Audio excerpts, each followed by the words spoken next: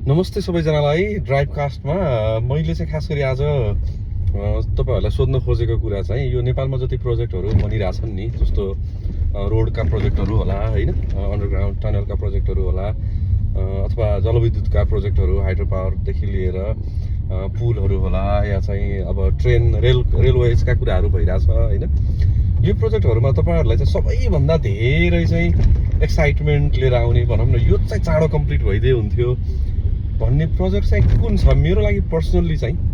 तपाईहरुले कमेन्ट गर्नु होला हैन तपाईहरुलाई एक्साइट हुने प्रोजेक्ट चाहिँ यो हो यो चाहिँ चाँडो बन्दिए हुन्थ्यो भन्ने लाग्छ मलाई चाहिँ पर्सनली एकदमै चाँडो द्रुत गतिमा चाहिँ यो बन्दिए हुन्थ्यो भन्ने चाहिँ यो जुन काठमाडौँ मधेस जुन फास्ट ट्र्याक छ जुन चाहिँ 1 घण्टामा चाहिँ पुग्न सकिन्छ भन्ने छ त्यो चाहिँ मलाई साच्चैकै चाहिँ अब हामीले जति सक्दो चाँडो चाहिँ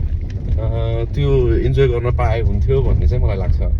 अरु कुनै त्यस्तो प्रोजेक्ट छ जसले चाहिँ एकदमै उल्लेखनीय रूपमा चाहिँ अब नेपालको इकोनोमीमा कन्ट्रिब्युट गर्न सक्छ भन्ने कुनै लाग्छ भने कमेन्ट गर्नु होला मलाई चाहिँ त्यसले चाहिँ अलि राम्रै नै कन्ट्रिब्युसन दिन्छ कि त्यो प्रोजेक्ट सक्सेसफुल भयो भने किनभने त्यसले चाहिँ 1 घण्टामा अब एकदम भन्दा बिहान चाहिँ हेटौडाको तरकारी लिएर आएर बिहान दिउँसो लन्च गर्न चाहिँ त्यहाँ पुग्न सक्छ जस्तो लाग्छ के अब किनभने बिहान 6-7 बजे लिएर आएर तरकारी बजारमा छोडेर अनि त्यस पछाडी फेरि 11 बजेसम्म त पुग्न सकिन्छ भन्ने जस्तो लाग्छ हजुरहरुलाई के लाग्छ कुन प्रोजेक्टले चाहिँ एकदमै धेरै कन्ट्रिब्युसन दिन्छ जस्तो लाग्छ त्यो चाहिँ कमेन्ट गरिदिनुहोस्